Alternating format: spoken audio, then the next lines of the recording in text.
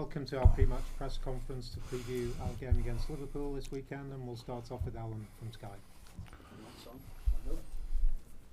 Right, Sean, good afternoon. I know first games back after international matches can always be a little tricky. Does it help that it's a Merseyside derby, given the intensity of these sort of matches, do you feel? Well, we'll see. You want everyone to hit the ground running when they've been on the international breaks. Some have been active, of course, others have had not so active as in the game sense. But we've done some work with them players who haven't been playing. So, yeah, want it to come together, of course, and deliver a performance. Is it possibly, you probably get asked this question a lot, is it a good time to face Liverpool after an international break? I know yeah, I've been asked that many times. Yeah. They've had 12-30 games, so they've had a lot of players away who've travelled. Yeah, well, their record's very strong. They're a very good outfit, we know that. Our record needs changing there, we know that. It's been a long time with not many wins, but it's a tough place to go. Like I said, so I don't think we'll be listening to the kind of the noise around it. We're trying not to anyway, but there is a lot of noise, rightly so. Big game, but it's more about our focus to get through that and concentrate on our performances, because I think generally they've been strong, but we are taking on a top side. You've experienced one so far. That was at Anfield. How much are you looking forward to this one? Yeah, I must say, from afar, the stories, but it's not the same as when you're in it. The focus stays the same, when the whistle blows, you're focusing on the teams, but the build-up, the feel around it, there's no two ways about a proper derby. I've played in a few and I've been around a few, but it's certainly the biggest one I know and I've been involved in. I've only had one experience, but I'll certainly be looking forward to the next one. I know you quoted as saying it's a game for the people, the fans. No, only quite that, because I think, when it's something that your life is around, I think it's different. So I don't try and jump into that. It doesn't mean I don't challenge myself to care deeply about it. Of course I do. About the result, the feel of the performance, the feel around the Evertonians. Of course I do. But I haven't got the depth. So I always reference that, because I've always thought it was a strange thing. Particularly, I'm still relatively new to Everton, as a manager. And I think you earn the right to have that same depth about these games. So I'm learning all the time. But yeah, that's why I mention it's about the people, because it means so much. Great to head into it, though, isn't it, on the back of that victory over Bournemouth? Is there a bit more of a bounce around the place following the recent results? Yeah, I think we were in decent spirits anyway, but I think it reaffirms to the players and the staff, by the way, the work that staff put in, as diligent as they all are, it reaffirms that when you get it right and you take your chances and you find them real cutting edges in the performance, then I've always said I think we're a decent outfit. I've never lost sight of that or belief in it.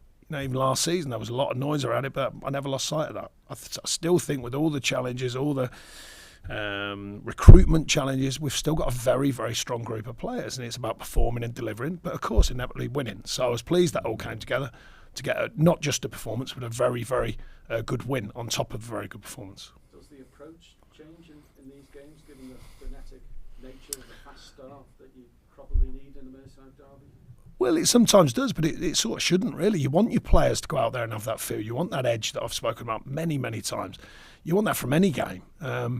But it always adds that extra little bit when it is a game like this, or it always seems to. Not literally always, but it always seems to, and it feels like there's that energy from the off. You can't have a chat with you without talking about Dominic calvert-lewin, True. Well, yeah. But I know he didn't score against Bournemouth, but he had a very good game, and we know we can't have a total reliance on one player. But he does seem crucial to the way Everton play. Do you see it that way as well? I don't know about crucial, but we know he's an effective player. We know he's getting back to full fitness and sharpness. I think that's very obvious by the way he's playing. His stats support that as well, his physical stats. And really, I think it's just keeping out on the pitch as many times as possible until he's totally free-flowing, because I think he's a very, very good player. He's got 49 Premier League goals for the club, so it'd be a good time to get the 50th. I'm absolutely sure of that. Idrissa Gana Gueye, is he fit and available? Yeah, he had a knock, unfortunately, that needed settling down. Virtually everyone, apart from the longer term, Dele Alli and Andre. Seamus is on the grass for the first time with us, but he's had 1 day, so he needs time, obviously, after a long period out with us. So, yeah, a lot of the players have come back fit and well, which we're pleased about on the international side of things. And the other group have worked hard in the meantime. Just finally for me, I know the Premier League hearing is ongoing into the investigations around the club financially. Not expecting an outcome imminently, but have you been given any reassurances? The club given you any reassurances around that? No, it's more a case of the ongoing process, and we're part of the process. Obviously, I've stepped into the middle of it, so it's certainly not something that involves me as manager, but it sort of distantly does from the fact that I'm manager. So, I'll wait and see what the outcome, what it is, and when the timelines are. At the minute, I don't know any more than that. Yeah, because there's still people talking about points deductions and other sanctions. So I'm sure there's people talking about lots of different things. but you're not imminently concerned. I'm just looking at what we can control. I certainly can't control any of that side of the club. Sean, we mentioned just your second Merseyside derby. Was there anything that you learned about the first experience that will affect your preparations for this one? Well, I think we've got some different players all play. I think with all due respect, we had a go with Simsy up front, compared with Dom. All due respect, as I said, a very good young player, but Dom's a different category, I feel, as a player with his experience, and especially now that he's getting fit. So we think that gives us a slightly stronger feel about the team, that is. And the feel-wise, then, it was what I expected. The noise, it's hard to explain the details of it, but my main thing is staying focused, because I don't want to get carried away involved in it, because I don't want the players to. I want them to get involved with the performance. It sounds easy. Every manager says that kind of thing, but it's not that easy when it's all the noise and the build-up and all that sort of stuff. But the players are in a good place at the moment, so we want that to continue. You talk about the noise around a spectacle like this. Is there a way, though, that you can channel that and use it to your advantage? Well, that's what every manager wants. It's adding the feel, adding the noise, adding the build-up into the tactical plan, the tactical understanding, the nature of performance. That's the blend you want, because it can bring energy, of course. These games bring an energy as well, and you've got to use that energy wisely as a team. And finally from me, Jurgen Klopp has a wealth of attacking options. When there are so many possibilities, does that affect preparation, or for you is it simply the one philosophy that will affect how you go into the game? I think sometimes it does.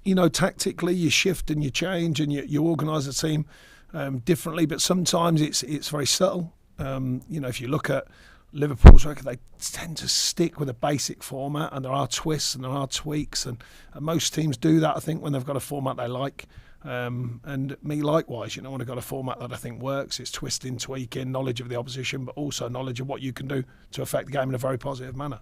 So it's finding that, getting it to work. That's the secret. So, again, all these things sound really easy when we're talking about them. Not so easy when the whistle blows and there's them human beings running around to deliver. Thanks very much. We've got to Shamoon at the BBC. Hi, Sean. Hi. You said the hearing's an ongoing process. Is that the same message you've been given about the takeover? There's no messages. It's just an actual fact. It's an ongoing process. So that's it. Regarding the hearing, the takeover, very similar. I mean, I've met them, which I said to you, it was a very casual meeting. All these things take a lot of time. I know that. That I don't know the exact timescales on that either, but they do take a lot of time in my limited knowledge, but my knowledge from afar at seeing these takeovers. Obviously, there is lots being written about it. Is there any sort of distraction to you guys around it, around the hearing? I'm not looking at that. I've certainly haven't heard any voices around the change room speaking about it, and around the staff. Everyone's just focused on what we do.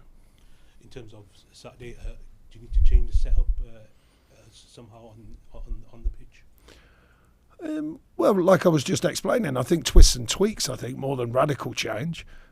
We have changed this season, went 5-4-1 at Villa and delivered a very good performance, got a good outcome. We have the variances that we can, I think. That was part of the fact that I spoke bigger picture-wise of getting a more balanced squad, so you can tactically flex and change more. But I must say the last performance was a good one. So the performances around that have been strong as well. So, I think it'll be more tweaks rather than radical change, but we'll see. Yeah, and that squad depth, it'll be important, won't it? Because you have more options to change it if required, if the game's not going right, if it is going right as well. Yeah, absolutely. You want as many players fit and well as possible, and also as many game fit players as well. So that's the next challenge. A few have got some minutes in internationally as well, which is helpful. Getting everyone to that real game fitness is important. And those details that you speak about in each box, is that what's going to win or lose a game. It invariably does in every game, most games, I would say. But the concentration and focus in every game, but particularly in these games, I think when there is that extra added atmosphere and that build-up, I think the concentration and focus for all the players is very important. And what's the message to the players before the game? Just keep delivering performances. It's, to the adjustment I've been searching for since I've been at the club is a higher level of consistency, both on a weekly basis or bi-weekly, however many games you're playing, and also during a game. So to keep the consistent level of performance, keep the good habits of what we're trying to achieve and what we do on a weekly basis, and whatever game you're playing in, we want that to be an automatic thing when we push the level to a higher level of consistent performance. Thanks, Shamoon. We'll go to Julie at Radio Merseyside. Hi, Sean. You said the players are in a good place at the moment. Is that simply off the back of the Bournemouth performance and the win, or is it just feeling like it's coming together a bit more? I think 3 out of 4 wins, I think, gives that extra bit of feeling. I think it was there. I just think it gives them an enhanced feeling within the group. The one that got away in between as well, I think we made sense out. I think the players did. So I think really it's partly the literal thing, 3 out of 4 wins, and then partly the idea of the players are beginning to find each other's ways of playing, and that adaptation that they need does take a bit of time sometimes, and I think it's continuing to grow. So a bit of both, I think. You mentioned about having the edge in the Merseyside derby. It's easy to have the edge, and then sometimes tensions boil over a little bit in these games. How do you make sure the players have the edge, but not too much edge? Well, the game's changed. I don't think it's not as physical now as it was, as in, I presume you're implying the nature of tackling and challenges. I think it's more control, but you want that in every performance. It's certainly very difficult in football to win games if you haven't got the right amount of players, that's for sure. So part of that in any game is to keep 11 on the pitch. But that's part and parcel of the derby, is that bit of control and focus, which I just spoke about. I think that's important. The opposition managers had a lot to say about the 12:30 kickoffs. What is your take on them, particularly after an international break? Yeah, I've always been a bit more open-minded. The Premier League programme gets laid down. It's a challenge. There's no two ways about it. The more clubs that are involved in all the competitions, it becomes an increased challenge for them, of course. So I do understand to the managers when they mention that. I've had certainly one season at Burnley through the Europa thing and all that, so it does get very challenging. But the programme is there. We know it early doors. It does change because it's TV, but we know it pretty early. And I think you just adapt and change. And I certainly speak to the players about that, adapting and changing their routine, trying to get that right for maximum performance. And James Garner's becoming more and more popular with the Everton fans right now. How much of a role can he play in the Merseyside derby? And just your general thoughts on his progress so far this season? Yeah, really happy for Jimmy and his progress. As you put it, when I got in, he'd been injured. I knew of him from the season before at Forest. I went down to Forest quite a bit that season while I was having a rest. And he was performing there. And when I got here and he was injured, as I said, to get back to true fitness, deliver, his adaptability for a young player is very, very pleasing. But I've always seen him mainly in a central role. I still do. But I do like the flexibility of him. He's a player that can use that wisely, and he does. And he's been very open to use it for us, and he's worked very hard in other positions. And he's growing into what he is, and that's a very good footballer in my opinion. We'll go to Carl at the Press Association. Hi, Sean. I presume by now you've got a very good method of shutting out the outside noise that's been going on at the club. Yeah, I just don't read it or listen to it. That's the easiest thing. Absolutely. But do you have a mechanism so you can work out what you don't need to hear and what you do need to hear? No, it's very difficult because the amount of attention every game gets now, Premier League games or Premier League teams get. This only enhances, with derbies. It's very difficult to. You can't stop all the messages outside of what we give them, of course. The media, social media. So the players have to learn to adapt to it. Goods, bads, and indifference. The players have to learn. That's part of their careers. It's part of who they are. Managers as well, by the way, of course. Staff as well. Everyone connected with it. So I don't think there's a perfect way of dealing with it. You just manage it the best you can. In terms of the off-field stuff, which obviously creates the most noise, that has created the most noise, obviously there's a lot of stuff that goes, there's a lot of reports, a lot of stuff swirling around, which some's true, maybe not true, and you sort of... Most of it's out there. Most of the players, if they had a problem with it, would come and see me but you or question me.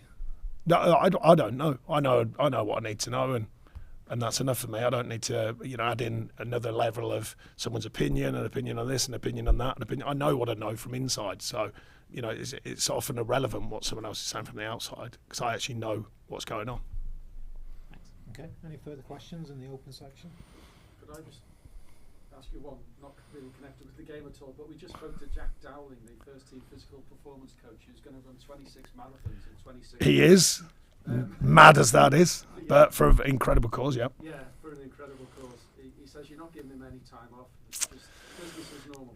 You got to work hard, and you work hard. What is it? Go hard or go home. You know what I mean? They're the rules. No, he's been pretty quiet about it actually, for considering what an amazing challenge it is. But we are going to be speaking to the players and try to see if we can put our hand in our pockets and make sure that he's looked after. And his brothers are red. Okay. We'll let him deal with that. No, it's amazing what he's doing. It's amazing what he's doing. Yeah. Thank you. Thanks for mentioning it. Thank you. Hi, Sean. Just want to say I spoke to Tony Bellew last night, and he gave it your stamp of approval. Tony Bellew. Oh, sorry, I didn't hear the second. Just Yeah, giving great your stamp fella. of approval.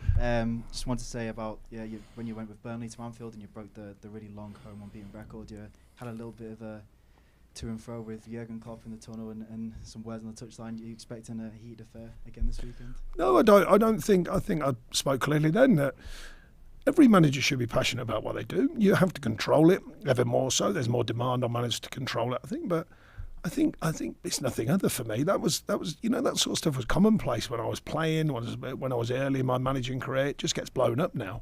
It was a commonplace thing. Straight after the game, full of respect, go fantastic, well done. That's the reality as I see it. There's not a manager I can think of that I've properly fell out with, as in hold a grudge. Never. And I've played against many. And I met them afterwards and chat with them, and you crack on. So I've never had a problem with Jurgen Klopp or any other manager. We just both want the best for our teams, whatever team that is. It was a different team for me then, and every manager should do. There's nothing wrong with showing a bit of passion and a bit of commitment to the cause. And it didn't go too far, and it probably never will do me. Okay, any further questions in the open section before we move on? No? Okay, thank you.